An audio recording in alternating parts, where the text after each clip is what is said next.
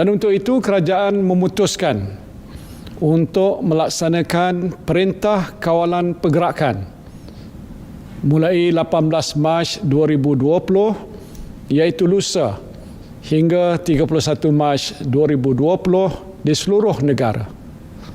Perintah kawalan ini dibuat di bawah Akta Pencegahan dan Pengawalan Penyakit Berjangkit 1988 dan Akta Polis 1967.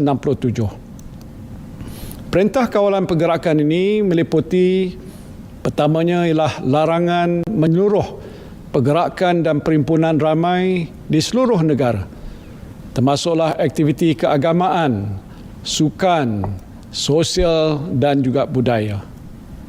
Assalamualaikum, khabar baik, waras. Saya Muhammad Akil. Hari ini saya akan bincang ataupun saya akan cakap berkaitan dengan COVID-19. Jeng. Okey, apa yang anda nak tahu berkaitan dengan COVID-19? Sebenarnya saya akan cakap berkaitan dengan kesan COVID-19 di dalam aspek ekonomi negara kita. Yes. Mari kita melihat kepada apakah itu COVID-19. Jeng. Okey, yang pertamanya kalau kita lihat COVID-19 ini merupakan sebuah virus yang berjangkit kepada manusia, di mana virus ini berlaku di mana? Di daerah Wuhan, iaitu di negara China. Iaitu kalau kita lihat lagi, virus ini adalah sangat berbahaya. Jeng. So, dalam COVID-19 ini kalau kita lihat sejenis virus yang boleh menyebabkan jangkitan saluran pernafasan. Dan Satu lagi, jangkitan coronavirus ini boleh menyebabkan spektrum gejala daripada selesema biasa kepada radang paru-paru dan juga demam. Itulah bahayanya coronavirus itu. Jadi tuan-tuan yang dirahmati, walaupun saya berada seorang-seorang di sini, so COVID-19 ni sebenarnya dia berjangkit tau melalui pernafasan manusia dan juga sentuhan. Apabila berada dalam jarak yang dekat dengan pesakit yang mempunyai gejala COVID-19 ni, yang mempunyai simptom-simptom ni, maka akan mudahlah berlakunya kepada mereka jangkitan mulut dan juga hidung.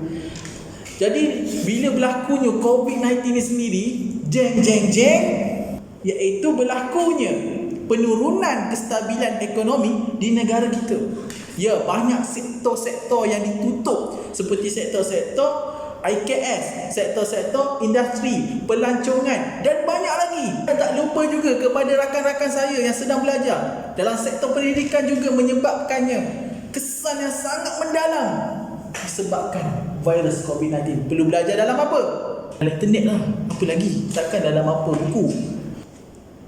Jadi, untuk pengetahuan semua, kalau kita lihat sebelum Ramadan, kita punya negara kita ataupun kes penularan COVID-19 di negara kita menurun. Tetapi bila kita masuk je bulan Ramadan, maka kes-kes COVID ni, kes-kes penularan COVID ni makin menaik daripada 2,000 daripada 1,000 kepada 2,000, daripada 2,000 kepada 3,000. Jadi disebabkan apa kes ni menaik? Adalah kerana sebab mereka di luar sana, ada segelintir mereka di luar sana tidak mengikut SOP, menutup muka, menjaga jarak dan untuk scan QR code MySejahtera. Kita lihat kesan ekonomi disebabkan COVID-19 ini terhadap individu, terhadap syarikat-syarikat besar dan juga sektor-sektor lain sangat memberi kesan yang sangat mendalam, dan ini menyebabkan mereka berlakunya depresi, berlakunya pembuangan kerja dan juga pengangguran. Antaranya kalau kita lihat syarikat Air Asia, apabila ketua atau bukan pengarah ya, apabila pengarah syarikat tersebut membuang pekerja-pekerja kerana tidak dapat menampung kos sara hidup anak-anak buah mereka. Juga berlaku di mana? Di TV3, iaitu di Prima. Mereka membuang para pekerja kerana tidak dapat menampung kos sara hidup untuk menampung membayar gaji pekerja. Jadi juga kita melihat juga mereka-mereka yang susah, ya, antaranya mereka yang menjual makanan di tepi-tepi jalan, menjual burger, menjual kuih-kuih di tepi jalan. Mereka tak ada pendapatan kerana mereka kena duduk dalam rumah disebabkan PKP untuk menjaga kesihatan mereka, kena jaga nyawa mereka daripada penyakit COVID-19. Jadi kita pergi kepada tajuk utama kita, iaitu kesan COVID-19 terhadap ekonomi negara kita. Iaitu yang pertamanya, kalau kita lihat sektor import dan ekspor negara mula terjejas. Ini dapat dilihat saluran perdagangan yang terkesan oleh lockdown ataupun PKP di Wuhan dianggap sebagai kesan pusingan pertama kerana kesukaran untuk memperoleh bahan input perantaraan yang diimport dari China menyebabkan ekspor negara mula terjejas. Itu dapat kita lihatlah dari segi orang kata import dan ekspor. Okey. Yang kedua adalah pekerja hilang pendapatan. Yang tadi saya cakap bagaimana aktiviti perdagangan kecil-kecilan terbantut. Pekerja kontrak juga kehilangan pendapatan dan pelbagai lagi kekangan terhadap aktiviti ekonomi yang memberikan kesan kepada pendapatan individu. Yang ketiga, nilai saham dan bond terjejas. Ini memain peranan penting untuk negara kita, iaitu nilai pasaran saham utama global seperti FTSE, Purata Industri, Dow Jones, Nikkei turun merundum dan menjunam sejak wabak COVID-19 ini muncul di negara kita. Dan yang keempat, sektor penghilangan yang terjejas.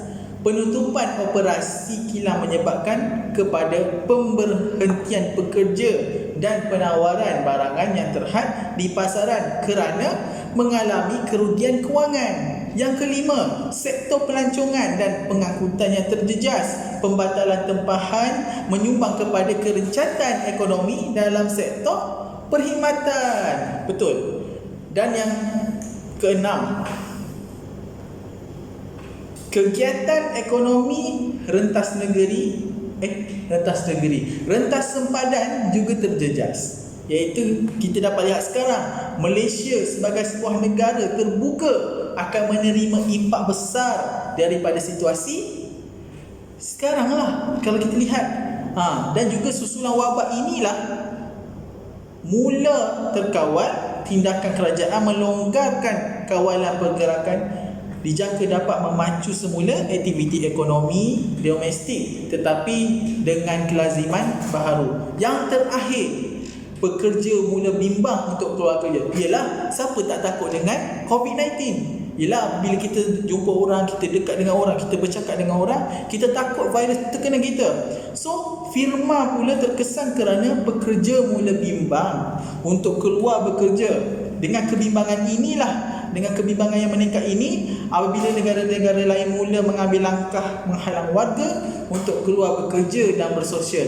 Lantas, dengan ini sektor mencatu pembelanjaan mereka kepada perkara penting sahaja. Kerana apa? Kerana bimbang akan kehilangan sumber pendapatan utama. Jadi kepada mereka-mereka yang di luar sana, jagalah SOP. Ikutlah SOP. Di luar sana apabila pergi ke kedai, premis-premis ataupun pergi ke bazar, silalah scan MySejahtera. Cek suhu kita, demam ataupun tidak, panas ataupun sejuk. Apa lagi? Pakai mask, itu yang paling penting. Dan juga jaga jarak, jangan kita duduk rapat-rapat. Walaupun kalau kita lihat kes makin turun, tapi kita kena berhati-hati. Kita kena sentiasa berwaspada di sekeliling kita, sebab kita tak tahu musuh kita yang sangat kecil ini adalah sangat berbahaya. Kita tak boleh nampak. Cuma Allah sahajalah yang dapat membantu kita untuk selamat daripada masalah ini. Jadi, sahabat-sahabat di luar sana, pakailah mask.